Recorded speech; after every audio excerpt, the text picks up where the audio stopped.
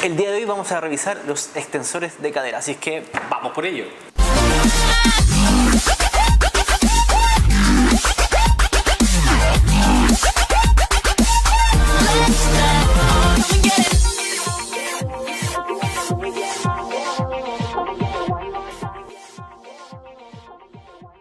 Extensores de cadera, guau, capítulo, pompas. No te emociones tanto. Es que... pompas, los extensores de cadera, principalmente el más conocido es el glúteo, obviamente que el que más se entrena, pero en realidad hay cosas más abajo y más profundas que son importantes de analizar. Profesor, ilústrenos con los extensores de cadera. Ya, mira, los extensores de cadera, tal como dijo Arturo, el principal es el glúteo mayor. Recordad que no solamente tenemos un glúteo, sino que tenemos tres, ¿ya? En este caso los modelos comúnmente muestran dos más que nada, ¿ya? Tenemos el glúteo mayor, que es el principal extensor de cadera. Si bien ayuda en algo a las rotaciones, principalmente su función es la extensión de la cadera. Ahí ayuda en la rotación externa. La rotación externa o lateral del muslo, que hoy en día se le denomina lateral comúnmente y medial, ¿ya? Por eso que cuando se realiza hip thrust, uno separa los pies, mirando hacia arriba, hace una pequeña rotación externa, más el empuje de cadera para trabajar principalmente el glúteo mayor. Vamos a tener un glúteo medio. ¿Sí? Para que se vea que no se... Vamos a tener un glúteo medio. El glúteo medio tiene la función de rotación lateral, principalmente muy pequeñita, colabora muy pequeñito la rotación lateral.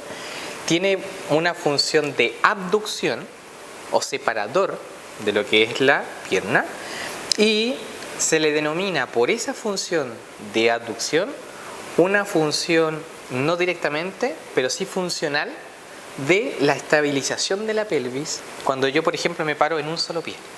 La estabilidad de la pelvis en un apoyo unipodal. O sea, la evaluación del tren de Lemberg. La evaluación del tren de Lemberg es una función que tú buscas cómo actúa el glúteo medio contralateral para estabilizar la pelvis. En la marcha.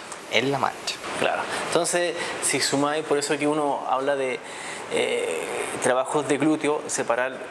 A veces uno observa trabajos solamente de glúteo medio como trabajo de llegar a la fatiga y en realidad es un estabilizador que tú puedes activar y puedes sobreactivar e incluso puedes generar tendinosis, que le llaman ahora, producto del exceso de trabajo con banda elástica.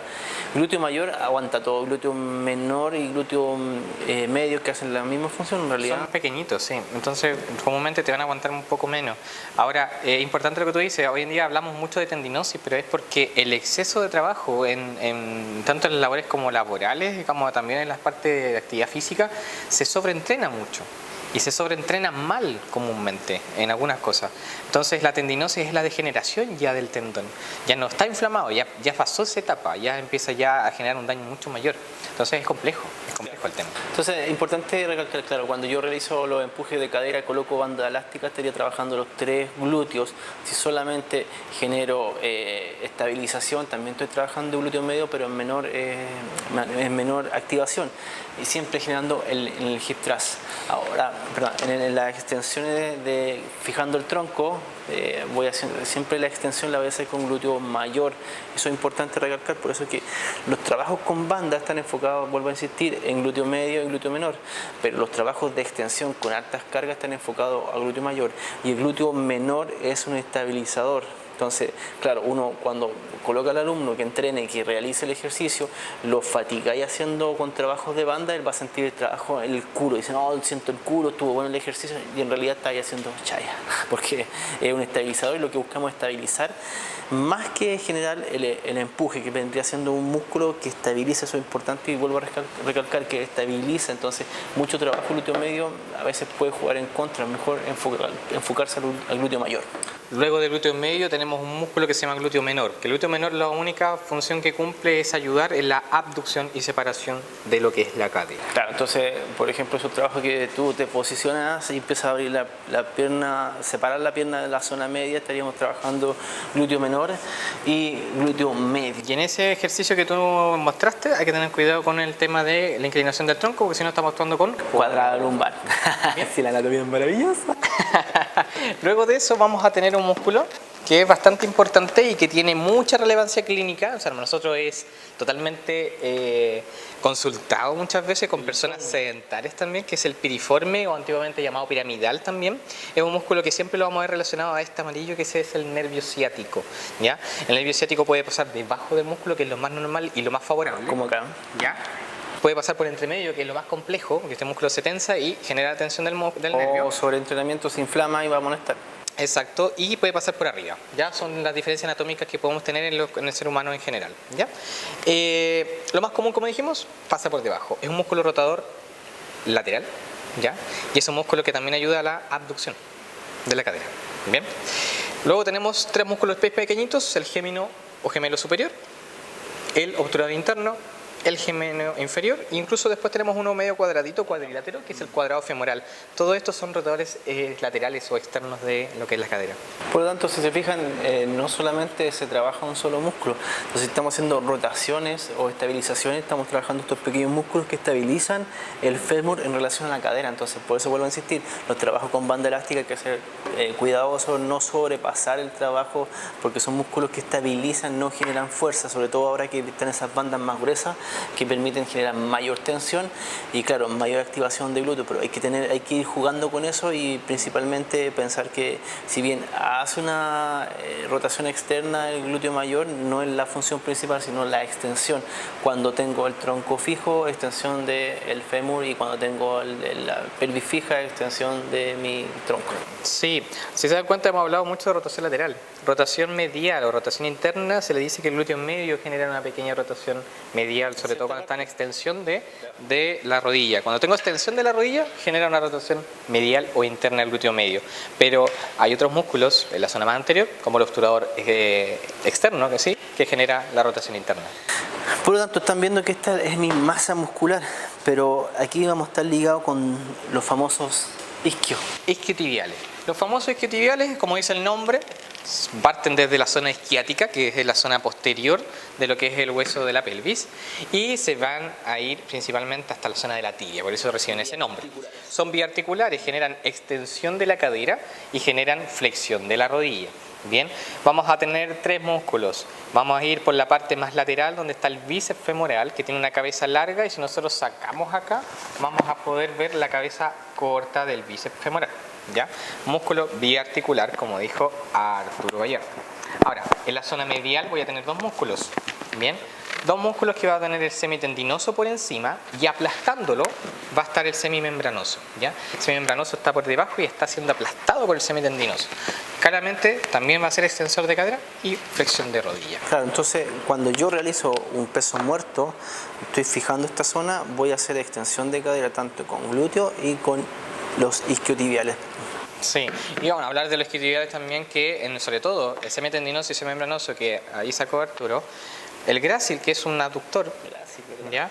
El sartorio, si se dan cuenta, fíjense en el término del tendón, y el semitendinoso, la patita, genera un tendón que es de 3 fibras, ¿ya? Que es el famoso que se denomina comúnmente pata de ganso. Y la tendinitis de pata de ganso se da mucho en personas que practican algún tipo de ciclismo, por ejemplo, algún tipo de ejercicio que sea cíclico en la rodilla, genera algún tipo de tensión a nivel de lo que es a nivel rodilla. Sobre todo si no hay estabilización de la cadera, por eso es que el glúteo medio ahí cumple su función. Hoy me costó armar la cosa. No es fácil, no es fácil. Entonces, cuando yo voy a hacer la extensión, voy a trabajar con glúteo mayor, con los isquiosurales. Por eso que hay que determinar si cuando haces un peso muerto, si eres más dominante de rodilla o de cadera. La idea es que siempre sea un trabajo de extensión de cadera más que de extensión de rodilla, porque recuerden lo que había dicho Luis, tenemos doble función, por eso que es multiarticular el isquiotibial. Y si lo unimos al video de core abdominal, si tú no tienes un buen core abdominal, una buena activación abdominal, todos estos músculos se van a ver forzados dentro de su función. Claro, al final, vaya, hay otra cosa importante, el patrón de extensión de cadera que nosotros evaluamos harto allá, porque la activación de glúteo a veces no es la adecuada, y ahí viene la denominación de algunos autores de hablar de la amnesia glútea, y que en realidad nosotros la observamos. ¿Qué sucede? Que cuando yo quiero hacer una extensión de cadera, voy a activar primero los paravertebrales y voy a salir con ese paravertebral haciendo una extensión del tronco para llevar el peso, y eso lo observamos mucho en peso muerto. Por eso que la evaluación del patrón de extensión de cadera para nosotros es fundamental si estoy activando el paravertebral antes que el glúteo. Recuerden que cuando yo realizo un peso muerto son isquiotibiales y glúteos los principales para realizar el ejercicio. Accesorios, estabilizadores, viene siendo nuevamente el core, que serían los paravertebrales. Entonces, cuando yo realizo esta evaluación del patrón de extensión de cadera, me cercioro que cuando la persona va a realizar el peso muerto va a iniciar el movimiento con el isquiotibial y con glúteo, que es la clave, y el otro va a ser estabilizador. Cuando no sucede eso, encuentro la activación arriba y va a salir con la zona lumbar, y uno observa, imagínense que esta es mi zona lumbar, aquí está el glúteo, y aquí estaría el glúteo, esta es la zona lumbar. La persona, uno observa en la ejecución, hace esto queda fijo, no activa glúteo, no activa isquiotibial y hace esto, y está saliendo con estos músculos que no están preparados para generar una gran tensión, y uno lo que espera es que esto se mantenga con la curvatura normal anatómica, pero que salga con este movimiento acá y esto se mantenga rígido, y eso es una forma de observar si está ejecutando bien un peso muerto y no está activando la zona lumbar. Por eso que antiguamente tenía mucho miedo al peso muerto, porque generaba justamente lesiones lumbares, molestias lumbares, y era un mito de que te vaya a lastimar la espalda. Si tiene la progresión correcta, si tiene la estabilización y la activación correcta, no debiera suceder. Exactamente. Eso en relación a los extensores. ¿Nos queda algo, profesor?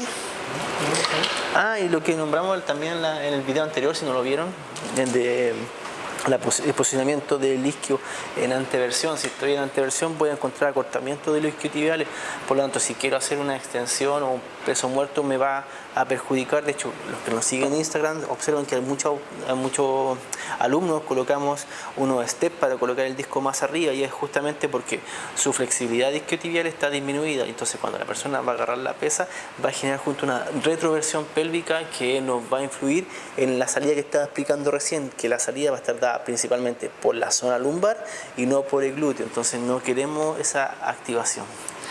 Dentro de tu experiencia con respecto a personas que hacen entrenamiento contigo, Arturo, en Acreon, la importancia de la rotación o la limitación de la rotación externa e interna en una sentadilla, por ejemplo.